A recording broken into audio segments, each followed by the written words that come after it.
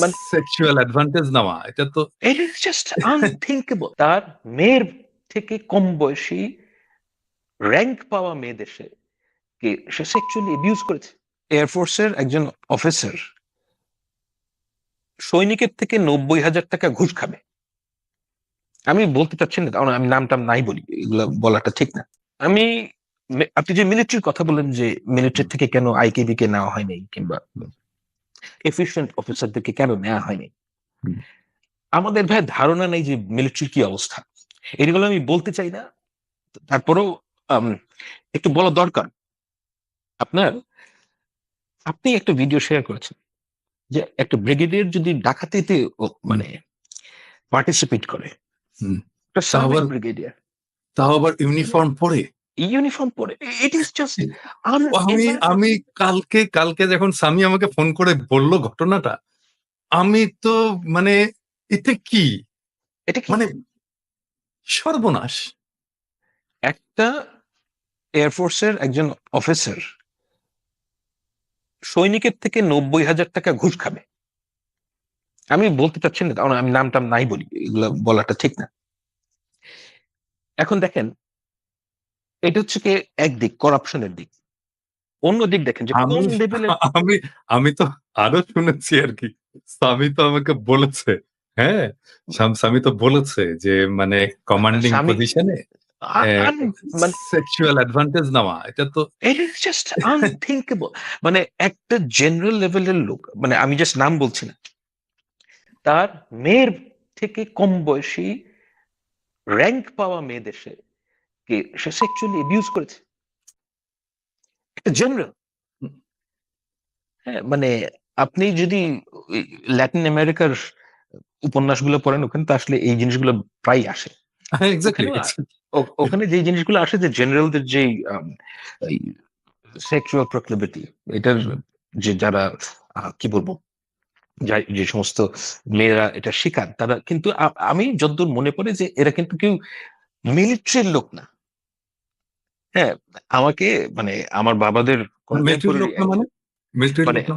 মানে একজন female military officer, ও আচ্ছা। বুঝতে পারছেন? মানে যে হুম, আমি যে সমস্ত জায়গায় পড়েছি, হুম, এমনকি মানে এখানে বলি, যেহেতু এটা টেলিভিশন নাম, হুম। যে আমাদের বাবাদের কন্টেম্পোরারি অফিসারদের কাছে আমি এই জিনিসটা অনেকের কাছে শুনেছি, যে আমাদের একজন এরশাদ সাহেবের তো আসলে এই ব্যাপারে বেশ দুর্নাম ছিল।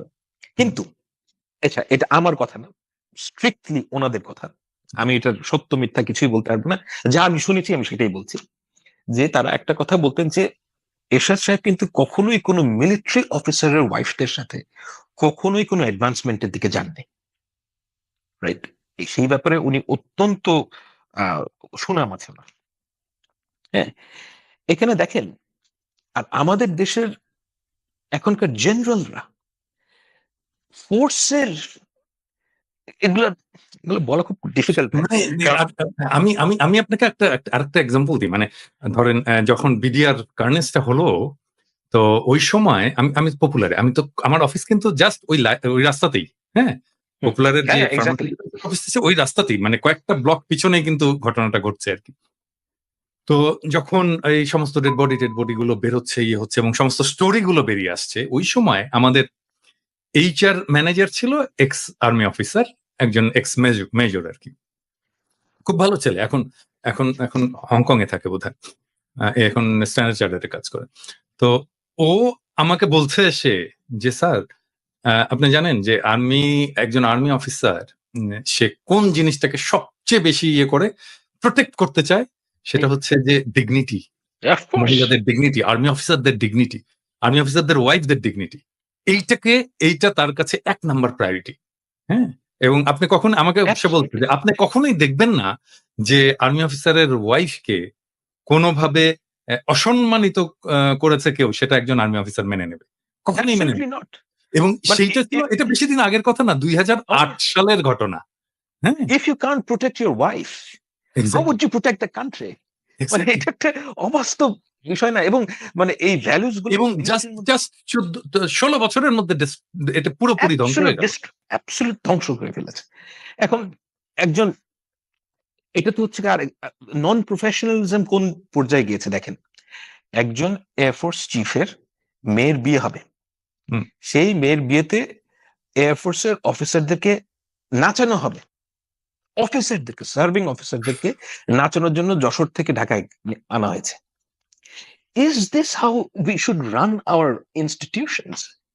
হাসিনা যে আমাদের কি ধ্বংস করেছে, এটা না মানুষ মানে বুঝতে পারে না, যে আমাদের পুরো সোশ্যাল ফ্যাব্রিক ধ্বংস করে ফেলেছে। একদম, একদম, এ- একদম, একদম। একদম ওটা তো আমরা বুঝতে পারতাম, সোশ্যাল ফেব্রিকটা যে ধ্বংস করেছে, এটা ইভেন আমরা কিন্তু অনলাইনেও বুঝতে পারতাম। হুম। ধরেন এই যে মানে মুরব্বীদেরকে সম্মান করতে Exactly. হবে, হ্যাঁ, Exactly. এইটা কি আমাদেরকে কেউ শিখিয়েছে? আমি আপনাকে একটা না। এক্সাম্পল দিই, খুব ইন্টারেস্টিং এক্সাম্পল। সেটা হচ্ছে যে তখন আমি কেবল আজিজুল হক কলেজে ভর্তি হয়েছি, মানে স্কুল থেকে পাশ করে ইন্টারমিডিয়েট ফার্স্ট ইয়ারে।